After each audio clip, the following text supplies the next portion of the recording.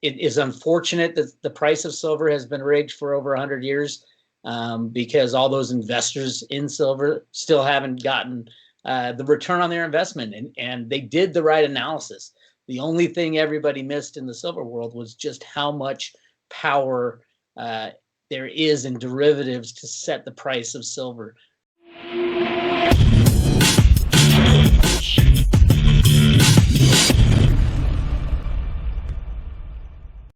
Ladies and gentlemen, welcome to today's special podcast. Today's guest is a returning guest, Bix Weir. You know him from roadtoruta.com. There are very few people in this world who can come up with a theory, and even less people who can come up with a theory to put it to work, but that's exactly what Bix has done. He provides plenty of free information on his public road, but if you subscribe to the Road to Ruta news subscription, you can get access to even more specific, detailed insider information that you can't get anywhere else than from roadtoruta.com. Bix Weir, thanks for joining us again on Silver Doctors.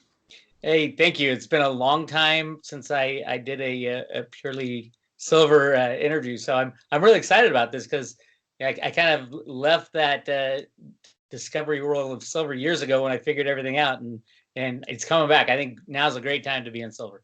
I think you're right. I think now is a great time. It's getting a little bit exciting. So let's just start there, right? With now's a good time. What's on your radar? I wanted to kind of see, Deutsche Bank has been back in the news again. Just recently with Greg Hunter, Charles Nenner was talking. If it breaks below 640, then it's going to zero. So I was just kind of get a sense of what's on Bix's radar. Is Deutsche Bank on your radar? Is there something else that's diverting your attention towards, hopefully the good guys taking down the bad guys when we get to it, or what are you looking at right now, Bix? Well, I'm looking at quite a few things, but Deutsche Bank is definitely the linchpin for the derivative situation, which basically would take down the entire system. So yes, extremely important. Keep an eye on Deutsche Bank. An interesting tidbit I just discovered about Deutsche Bank. We all know their stock is the lowest it's been in decades. The fact that it's their derivative book that's causing the problem is what people don't really talk about. Their book's about $45 trillion. If Deutsche Bank goes down, you can kiss every other bank on planet Earth goodbye. But a really interesting fact is the Bankers Trust merger back in the 1990s with Deutsche Bank was a big linchpin in transferring all the derivatives, the toxic derivatives from Bankers Trust, which was a U.S. bank, very criminal bank, over to Deutsche Bank. And at Bankers Trust was this guy, I just found out, this random banker running the thing named Jerome Powell, who is now the head of the Fed. So if you don't think that the Deutsche Bank derivative book is a big deal, it is a massive deal. And that's why Jerome Powell was put as the head of the Fed. Yeah, and it is just amazing. It amazes me every time, just all these interconnected circles we see, like the Eddie Lampert Sears thing being Steve Mnuchin's roommate in college. It's just, there's just this revolving inner circle that it seems between the big banks, the Treasury, the Fed, the central banks, and it's just nonstop. The other thing I wanted to say about Deutsche Bank is, I don't know if you felt this too, but I remember in 2016, Deutsche Bank was on the verge of breaking $10. And it seems like someone kind of stepped in there and saved it right in the middle of 2016. But this time, I'm not so sure. It looks like it could actually be going down for the count this time. So that was my follow-up comment. I don't know if you thought the same way back a few years ago. Well, yeah. And the person that stepped in to save it was China. Okay. China had huge commodity derivatives that were blowing Deutsche Bank apart. China said, hey, we don't want to end the system just yet, so we're going to bail out Deutsche Bank and let them go on for a little more. Yeah, right now, you're right. Nobody's stepping up to bail out Deutsche Bank. They couldn't merge with Commerzbank.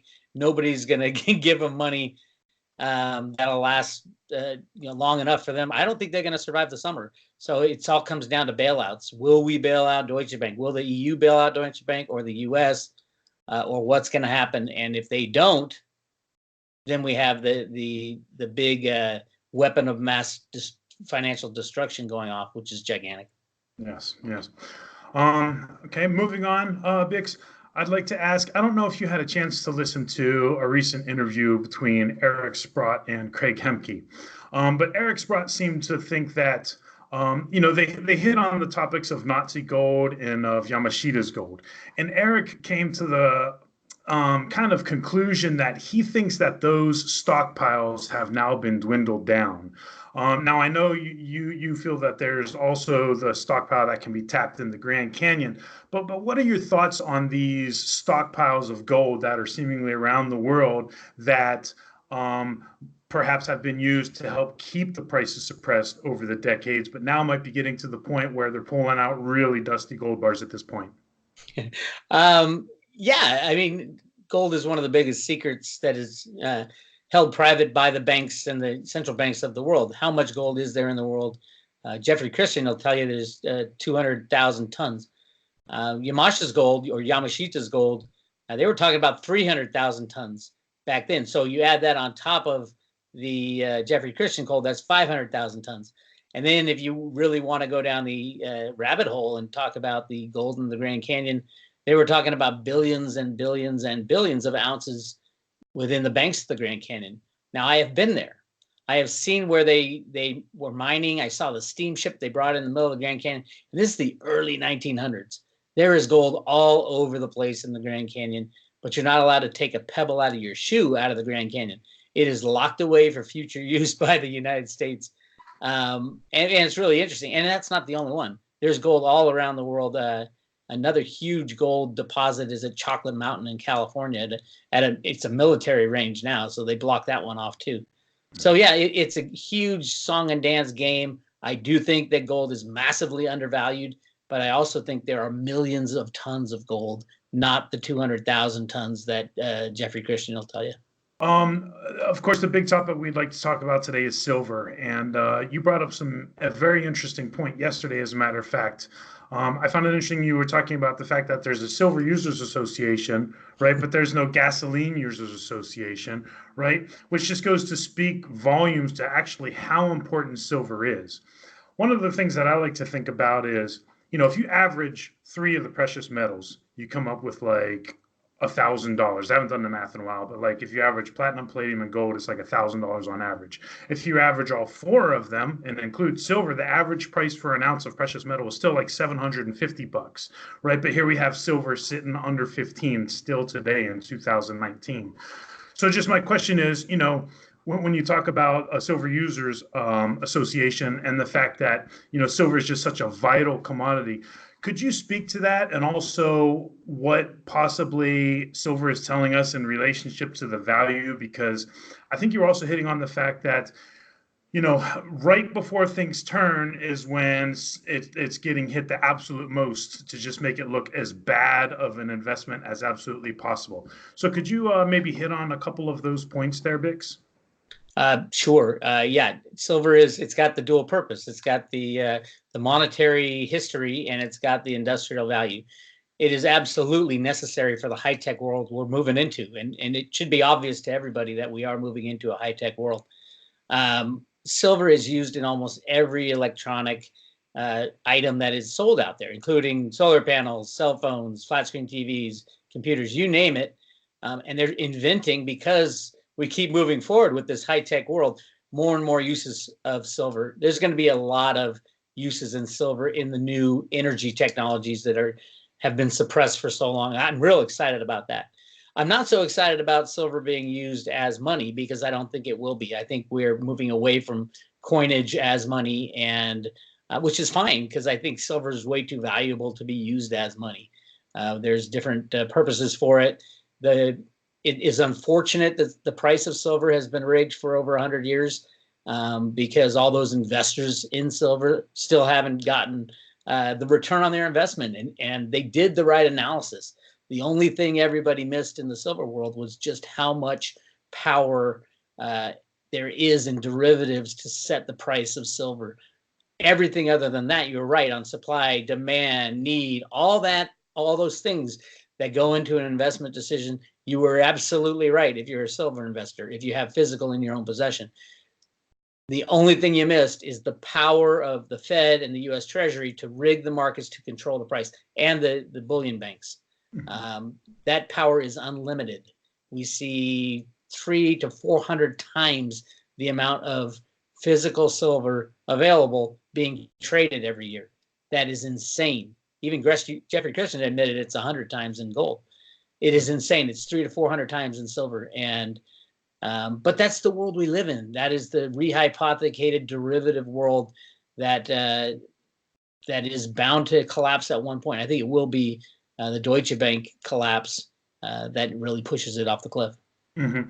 And to follow up on that, with the gold to silver ratio, we probably have different reasons for this. I'm not exactly sure where you think the ratio could go, but I think that the ratio could go on a 1-to-1, as in parity with gold. And I say the gold to silver ratio could go to parity for a couple of reasons. First of all, we've seen what's happened with platinum. We've seen what's happened with palladium, right, where they can trade relatively 1-for-1 with gold. And we're talking about a precious metal, right? It's so rare that it's classified as one of the 4 precious metals. But secondly, when we're talking about a reset, one of the false arguments that I believe comes up is when people say, well, there's not enough gold in the world. And of course, we know it's a question of price, right? This is setting aside any of the stockpiles for a moment. But if it's a question of price, well, if it's truly there's not enough gold in the world, if it's a reset anyway, then the dollar and hence every other currency would be reset against gold, but it could also be reset against silver at an equal parity with.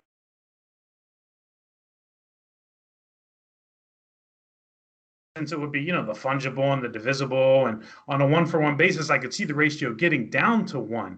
How far do you see the ratio going, and do you see it going down for other reasons, Bix? Yeah, I do see it going to 1 as a spike type of thing. It'll spike to 1 if it got freely traded. It would spike to 1 because silver is much more important than gold in the industrial side, and there's many reasons. Basically, above ground silver is about 6 billion ounces of gold and 6 billion ounces of silver. That's a 1-to-1 ratio. In ground ratio, I think it's 4-to-1 now. But the other thing that people don't think about is most of the silver that's found is kind of above ground silver. Gold, you dig deep, you can find a lot of gold down deep.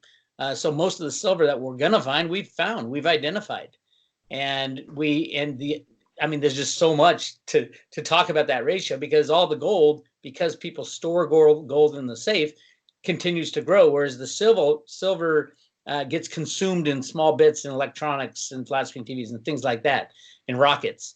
So I can give you 1,000 reasons, and I do it, the Road to Rudo website, why silver should be at least 4-to-1 with gold, probably 1-to-1 with gold. But the only reason that it's not is the manipulation of the price with derivatives, and that's it. As soon as the COMEX and the LBMA are gone, we're good to go with silver. This is a question that I have a hard time wrapping my brain around, because we see 2 conflicting stories where we have a good economy and we don't have a good economy going right now. Actually, I think the term is booming economy. My personal feeling is that we don't have a good economy, and that we are, when it has to do with the whole Make America Great Again, right? My point is that you can't, and so part of Make America Great Again is having a great economy. My point is that you can't make America great again until you drain the swamp. So I just wanted to get a general sense of, how do you see the United States economy right now? Do you see that the swamp could ever be drained? Can you think that we can return to greatness without the swamp being drained? Or, because I refer to it as a cartel. I know you use the terms good guy, bad guy, kind of every analyst has their own term. But what do you see going on specifically when we talk about the United States economy right now, Bix? Well, I think the problem is we don't have a free market. We haven't had a free market since the invention of computers in the early 70s, was when the computer programs were implemented. Now, without a free market, we don't know if we have a good economy or a bad economy, because they can set the price of the stock market to 100,000, 200,000, 200 million with a click of a mouse. And that's Steve Mnuchin was the head of computer market rigging at Goldman Sachs. That's why he was put there. And so the game continued with Trump, although I do believe that Trump will let the reins loose as far as the continued manipulation when something big happens. Right now, it's pure manipulation. No, we don't have a good economy. We have an economy that is a command economy, meaning the Fed, the Exchange Stabilization Fund, the Treasury are in there buying whenever they need to buy, and they won't let the economy fail. all the way up to a point. Now, the point we're at right now is the derivative bubble has blown. The bond bubble is blowing. Everything is blowing up so big, and all it takes is a little pinprick to destroy everything, and it all comes collapsing in on each other. Hopefully, after that happens, we can get rid of a command economy where the Fed and the Treasury are in there buying stocks and bonds and suppressing metals every day, to a free market society, which would be awesome. That's what I'm fighting for. I think America was built on a free market economy. We need to go back to it. And the computer manipulation done out of the basement of the Fed and at the New York Fed in the basement of the Treasury is off the charts these days. Everything is controlled, from the milk to corn to cattle to stocks to bonds to especially oil and metals and cryptos, and you name it, and they control it. And we need to get away from that back to a free market. You mentioned cryptos. Let's go down that road for 1 second, because I think I've also heard you say that you think that Bitcoin is going to be a better investment than gold. And I think that is on the potential for returns. So this is where we would disagree. And this is where I would say, I look at Bitcoin like this. I would say that Bitcoin is like AOL, like America Online, right? Where, email is the technology, right? You got POP3, you got IMAP. So you got this great technology, but you've got a company that's using this great technology. So where I see the problem with Bitcoin is that I'm looking at Bitcoin as like a certain product or certain brand, if you will, where it's utilizing the technology, but because it doesn't have that 5,000 years of history that, that all those gold bugs like to say, that it's one of those things where, it could cease to be down the line because of that. Because as the technology improves and as, AOL became outmoded and outdated and the newer technologies came on into existence, the newer products, the newer brands. How does my logic fit into that? Is it that you see Bitcoin as something that would be a better investment than gold for the potential for the returns when we've already seen those massive returns already? So I'm also assuming that we're going to see those, 20,000 and even more returns again. Is that what you're saying, Bix? Well, there's a lot in that question. Yes. But no, it's a valid question. As far as the 50 or 5,000 years of history for gold as money, I agree. It does have that. They're all dead. All those gold bugs are dead. Most of the gold bugs in the lifetimes we've led are dead as well. So gold does, it has the history. It doesn't have the believers.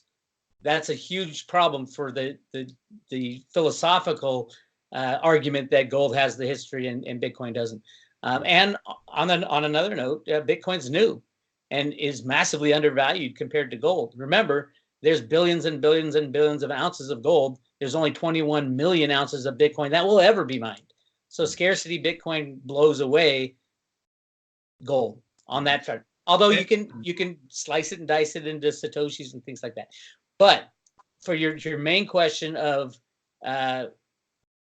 where are we going from here? I think both assets, and they are assets, they are standalone assets. The beauty and what gold people don't quite understand is that Bitcoin is very similar to gold in that it's nobody else's liability. That's the beauty of gold, is nobody else's liability. You don't have, if you have an ounce of gold, you don't have to rely on JP Morgan or the economy staying or anything, because you have that physical asset in your own possession. With Bitcoin, you have that electronic position on the ledger in your own possession. Same thing. They'll both do well, I think, but because Bitcoin is more limited than gold and Bitcoin is newer, it hasn't, everybody in the world knows what gold is. Very few people know really what Bitcoin is. So Bitcoin is still a baby and is going to continue to move up. I think ultimately central banks and governments will hold both gold and Bitcoin as a store of value, and then use other cryptocurrencies for other things, such as the means of exchange, the running tokenization of internal company things. Like Apple will have their own Apple coin, and Samsung is already working on something with Theta, I believe.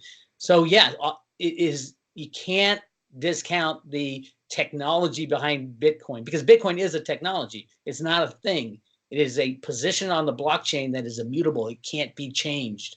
And it is approved by everyone in the network. So yeah, I can give you 100 reasons about Bitcoin, why it is superior to gold.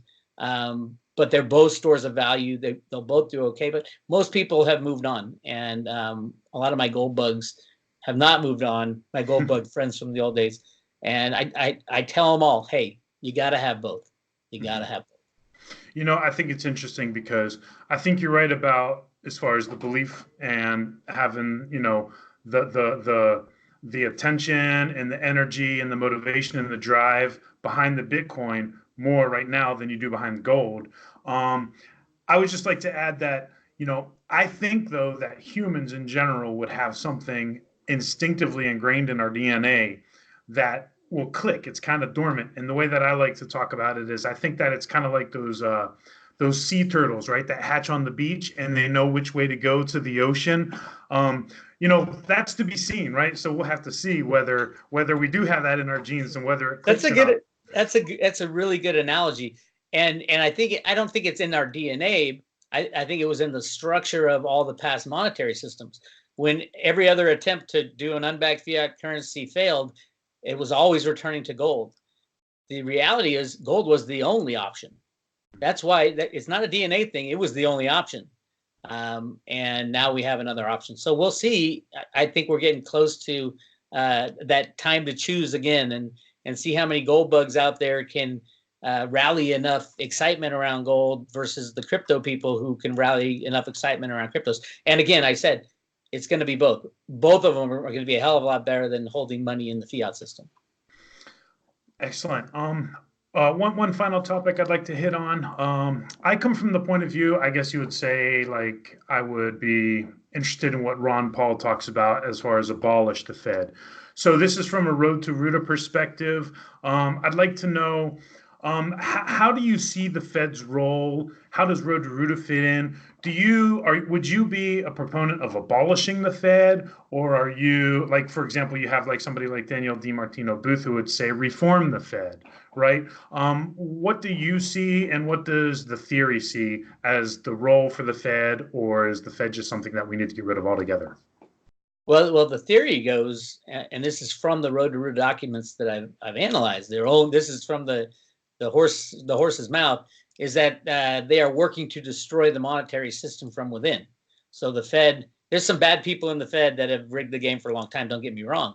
But ultimately, the ultimate plan was to delay the collapse of the monetary system so that you can integrate all the other things. You know, it started in 1913. Well, they found the gold in the Grand Canyon right before it, and it was announced in the New York Times in 1912. So the idea of the creation of the Fed was to delay the system so that we can integrate all these new forms of money and things like that. I do think that the Fed will fall on its own sword. The Fed should be shut down, and that function should be transferred, not end. It should be transferred into the U.S. Treasury. More accountability. Obviously, if Deutsche Bank goes down, all the other banks will be gone, so there'll be no owners of the Fed. And the Fed will have the stigmatism of being the ones that destroyed the system. So yes, I think the whole thing will collapse. The power to create money will return to the people, the government, and there'll be a much more watchful eye over what the Treasury does on how they create money out of thin air, and all these other options for money, like gold, like silver, like cryptos, will ultimately, at the end, it'll be a free market decision. The people will get to decide what they want to use for money, and probably we'll have like 6 or 7 different kinds of money floating around. Mm-hmm. Yeah, I really like your let the people decide, because that's the whole point of free markets, right? Is that the best thing the government can do is not do anything. That's what I feel. And I think it's interesting because what I'm hearing you say, if I'm understanding you correctly, is it's almost like the Fed is in their role, right, which I like to talk about, running the dollar as long and as hard as possible. And then it's kind of like, okay, our work is done here. That's a wrap, fellas. Oh, absolutely. Is that what I'm hearing you say? Well, it's obvious now with the amount of debt we have, it is completely unpayable. But I don't think any country in the history of humanity has ever paid off its debt. They always default. And you know, when people talk about a reset, no, there'll be no reset. That would take deciders. people would have to decide, okay, we're changing the US dollar from this to this. It keeps the same people in charge. And then all of a sudden the people stand there and say, hey, wait a minute, I have $1,000 in the bank and now it's worth $20. What is going on? Who are these people controlling us? Let's get rid of them. Let's return to a sound system using some kind of money, a commodity-based money, gold, silver, Bitcoin, cryptocurrencies, Litecoin. I think Litecoin is uniquely situated for to be used as a means of exchange, which I think is real exciting because that would replace the need of the people. Because truthfully, all we need is a means of exchange. We need to transact business between each other, and that's the necessity of money in our current society. So, yeah, I'm excited about the future. It could go so many ways, but I think we'll just have a lot more choices than in the past when it was only gold and silver. Now we have a lot more choices. I'm excited about the future too, because I think that the good guys will ultimately win, whether we agree what is a good guy, who is a good guy, who is a bad guy, and who is not. I do believe that truth and honesty ultimately must prevail. Ladies and gentlemen, you've been listening to Bix Weir from roadtoruta.com. Do you have any final thoughts for us this afternoon, Bix? And we'd like to thank you for taking time out of your Tuesday morning to join us today on Silver Doctors. What could you leave us with today? It's nice to be back in the warm embrace of the silver community. I've been in cryptos for a while, and we're fighting the same fight, and that's kind of what I want to lead everybody with. This is a fight for our freedom against the unbacked fiat monetary system that is destroying our country. So, a fight for silver, a fight for cryptos, a fight for gold is a fight for freedom in our country, and we need to keep it up. And thank you for the opportunity. Bix, thank you for joining us again.